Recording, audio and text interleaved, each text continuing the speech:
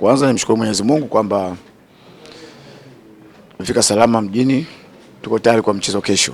Maandalizi yameenda vizuri hadi hivi sasa. Basi watu wategemea kuona mchezo mzuri kesho. Hatujawa sehemu salama sana, lakini bado vijana wangu tunaendelea kupambana. Kupambana kwa maana kwamba tutoke chini tusogee juu. Na kadri ya siku zinapokwenda nadhani timu yetu kila mmoja anaiona kuna improvement kwa kiasi fulani, lakini kikubwa ni kwamba mchezo wa kesho utakuwa mgumu. Kama ulivyosema, JKT wako juu yetu na JKT wana timu nzuri.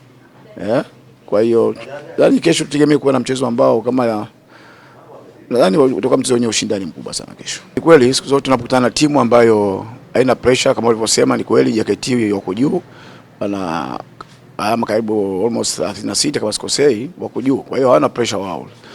Pressure tunakuwa na mara nyingi tunakuwa na sisi, lakini sisi tunajaribu kuwatuliza vijana wetu kuondoa hiyo pressure, kwa sababu unajua mpira sometimes itakuwa kidogo mindset iwe imetulia kidogo kiakili. So unapokuwa umetulia ndio inaweza kuwa game ikawa nzuri zaidi. Ndio maana nimesema kwa mchezo wa kesho, mchezo ambao utakuwa mgumu kwa sababu wenzetu wanacheza bila pressure kubwa, lakini sisi tunaweza kwa tukiwa tunatafuta alama 3 kusogea juu. So kama nilivyosema, tutegemee kuwa na mchezo ambao utakuwa ni ushindani mzuri.